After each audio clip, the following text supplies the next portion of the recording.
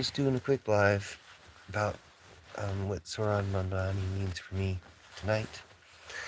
At this time, at this stage of the campaign. Hello. Hi, YouTube. Hi, everybody. Just doing a quick live to talk about what the campaign and Zohran Mamdani's success in New York City means for me personally. I don't live in New York City, but it still has meaning for me personally. And what I think it means, the way everybody's reacting to his success winning the primary. Um, I feel like it's a big deal for a lot of reasons. Mainly that it's like a test, like a litmus test, I guess you could call it, but almost like a challenge type of test for media types and Democrats, politicians in general, um, other types of leaders and media types to see, whose side they're going to be on. Uh, for instance, say Piers Morgan has been on the wrong side of the genocide for um, over a year, but then he switched sides, which makes me wonder, is he going to switch sides on his other really strongly held beliefs that he's held for years and, argued with people about? Will it make him, on the side of Mamdani? Because that's the side of Gaza. Like, they're trying to paint him that way as if it's a negative thing, when in fact, I've been saying for months, for years even, that, Biden was trading a landslide for a genocide, or that Biden and Harris ended up letting AIPAC trade their landslide for a genocide in Trump. And there's, most of the discussion about the election hasn't addressed that. It hasn't, it's, talked about this demographic or that demographic or how this played out and that played out, and just avoids that subject in general. Like, it avoids it as much as it's avoid, say, the climate change, the effects of concerns about climate change on the election. Hi, Jackson. Nice to see you.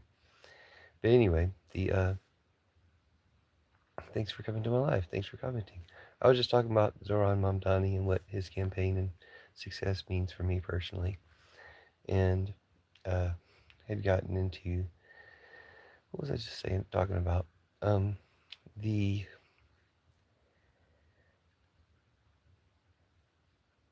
Oh, I got a little sidetracked there. Sorry. Hello, everybody. Just talking about go Zohran Mamdani. Go everybody supporting him, and you'll be able to build audience and views and stuff by promoting Mamdani. If you're alone in this chat, I don't know what that means. I guess I'll wait for you to finish the sentence. But thanks for the likes and support. Basically, this is Pill Revolution. We can do it from bed.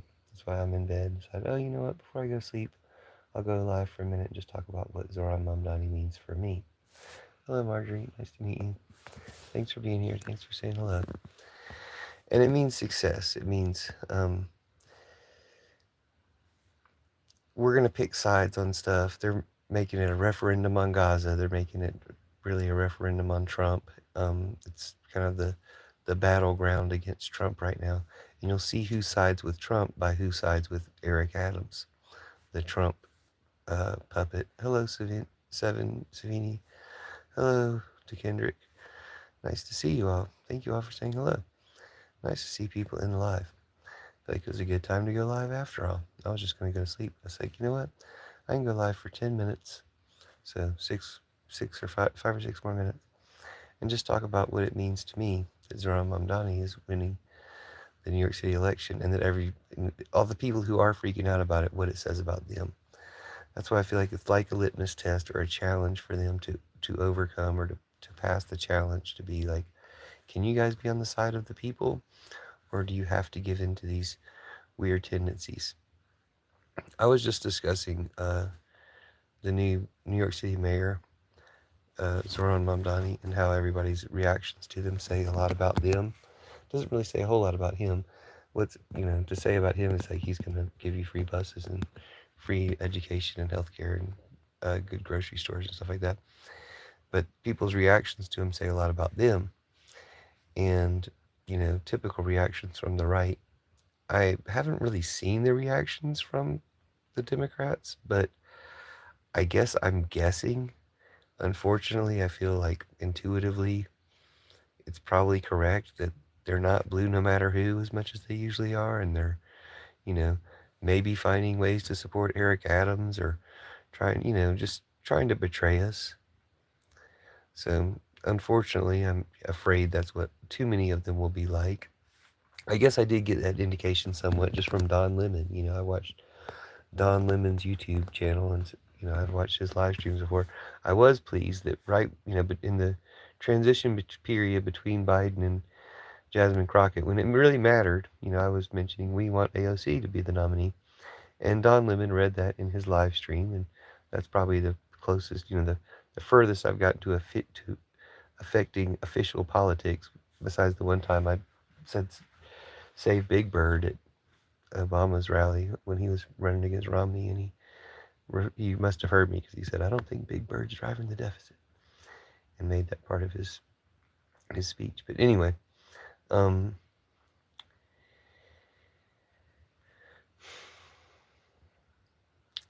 I appreciate Don Lemon reading that comment. I don't appreciate Don Lemon having Eric Adams on like the day or 2 days after. And I guess, Don Lemon, like anybody's got to do things to get views and stuff. But he had Eric Adams on like a day or two after Mamdani won the election, won the primary. And so Eric Adams will be his opponent in the general election to be the New York City mayor.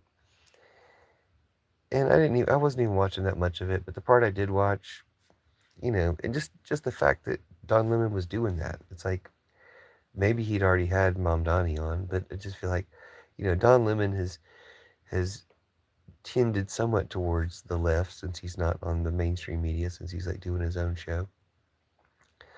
And I don't mean he's a leftist. I mean he's tended a little bit more, speaking his true mind or something.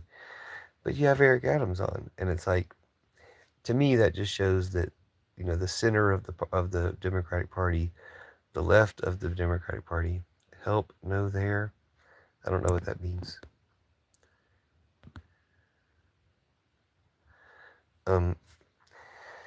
That so many of these people who maybe even pretend to be or lean left are going to kind of reveal themselves in their reaction to Mamdani's campaign and success.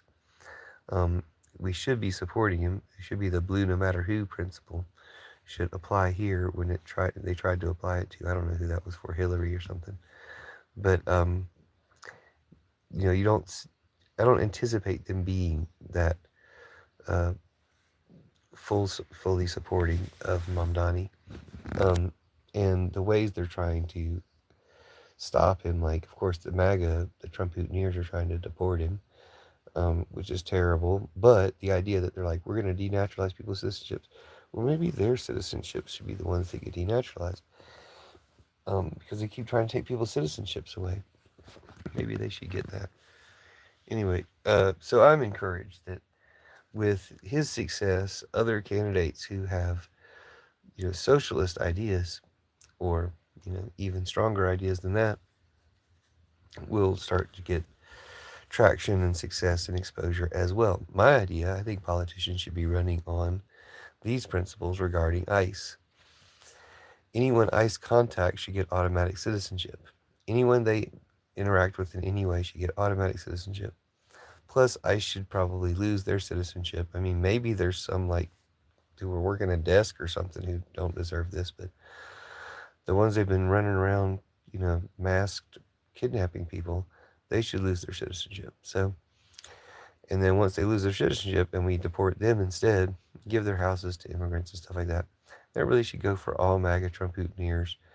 But the real difference between saying we want to do this from a political standpoint and running on this platform and what they do when they're deporting defenseless people is we don't start with the defenseless people. We start with Trump and Samuel Alito and Clarence Thomas and Elon Musk and types like that. And we take their citizenship away first.